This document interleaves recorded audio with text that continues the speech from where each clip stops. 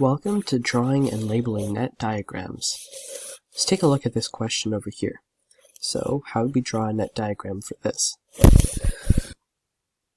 Let's think about what a cylinder really is.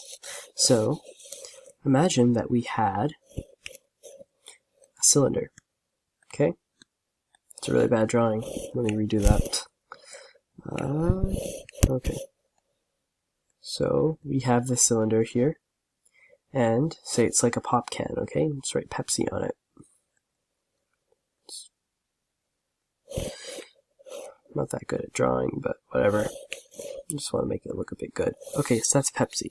So we have this can of Pepsi, okay? This can of Pepsi, and we're cutting it in half. All right? We're cutting it in half all the way through. So if we were to open it up, we'd be left with a long sheet of metal, and then a top lid and a bottom lid, right? So let's apply that same logic with this cylinder over here. So if we were to draw the net diagram for this, imagine that we peeled it open from over here, so that becomes one long rectangle,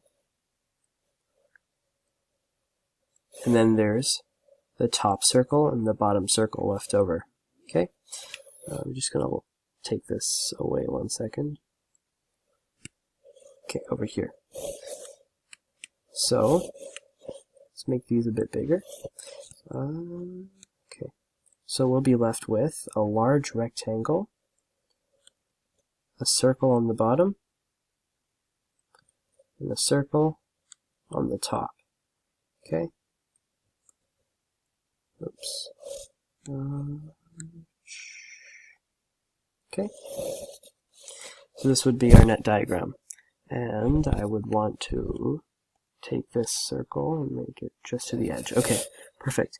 And let's look at the numbers that were on this diagram. Okay, so 12. So that means that this height will still be 12 cm in centimeters. Okay, this will be 12 cm. Now, the diameter of this is 8 cm, so we'll just keep that as it is. Okay? And now we want to know what this side length is. Okay? Like right over here. We want to know what this side length entails. Like what the, oops, let me undo that. What the side length is. Okay? That's not working. Okay, that's fine. So we will, first of all, take a look at the circumference of the circle. Okay? So imagine that we had the cylinder. Okay? The length that this makes on the net diagram will be the same as the circumference, or this entire length of the circle. Okay? So the formula for circumference, C, is 2 pi r.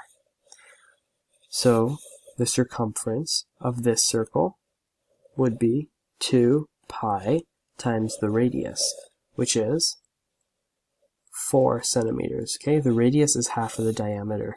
So if we were to have a circle here, this is what r would be, just to the middle.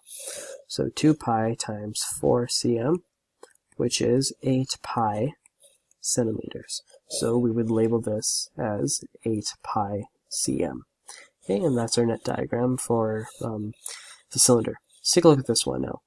So it's a box, right? If we were to unfold the box, we would be left with each of these side lengths. Okay, right? Imagine that you had a box that you're folding out. This is what it would end up looking like. Okay, let's make it look a bit more neat.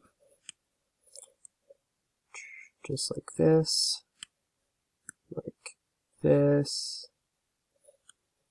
like this, and then one more right here. And a line here, and a line here. Okay. It's actually not really even. Let me just pause the video and get back with a more even net diagram here. Okay, so this is what I ended up with here. So what we're going to do is we're going to take this side length, which represents the length from here to here. Okay, we're going to write it just over here. Okay, now imagine if we were to unfold this box right here. Okay, then we would have this just roughly this, and then this square here would go flat, right? The square would be flat, and so whatever the height was here would actually now be the length. So this would be 6, and this would be 5. Okay, so this is 5 cm, this is 6 cm. Okay, we're going to write the same here, 5 cm, 6 cm. Now we need to know this length over here. So if we thought really hard about it, we would realize that this side length over here, the 6, would be the same as this over here. So because this is 6 cm over here, this will also be 6 cm, right? Because these corners are joining. And then this, because these corners are joining, this would also be 6 cm. And this would end up being 5 cm because this is opposite of this length, okay? So I think that if you were to draw something just like, this is really messy right now, so if we were to go like something like this, with this and this, if you were to say 6 cm, 5 cm, this is 6 cm, 5 cm, 11 cm, and 6 cm. That would be good enough. Okay, just something like that. Let's take a look at this last question over here.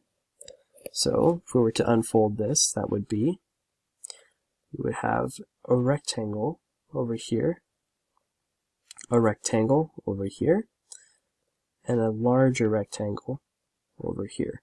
Okay, these are each of the side lengths over here. This is a side length, this is a side length, and this is the hypotenuse. Okay, and of course we're going to have these left over after we unfold it, right? Actually, if you were to think about it, they would be upside down. It would be like this, because, or that's not upside down. Give me a sec. So this would be like this, this, this. One of them would have to be a bit longer, so this would be like that. And so we would want this side length, this hypotenuse, because these corners are joining, this is going to be the longer one. Okay, so this is also going to go like that, with the hypotenuse like that. Okay, that's a bit big, I'm just going to fix that. It's going to be like that. Okay, so we know that the side length here is 3 cm, or not centimeters, this is just 3, okay, because there's no units, we're just going to write 3. We know that, let me take a look at that. So this unfolds here, this would actually be 3, okay, this is 3, okay, because when this unfolds like that, then this is the hypotenuse, right? This one will end up being the side length when that unfolds. And so this is going to be 4 cm.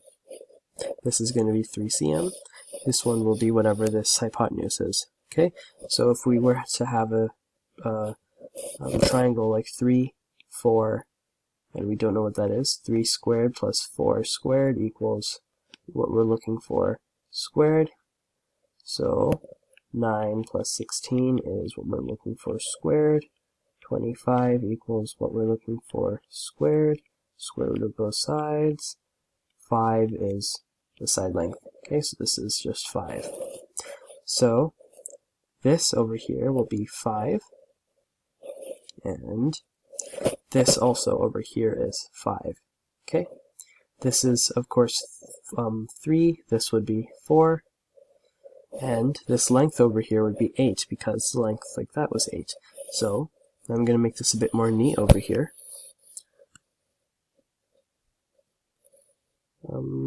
Okay, this goes like that.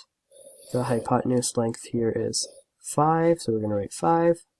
I'm going to make these triangles so that the hypotenuse matches with these corners match. So then this is going to be 5. This is going to be 4. This will be 3. We only need to write 3 once here. And this length over here is 8.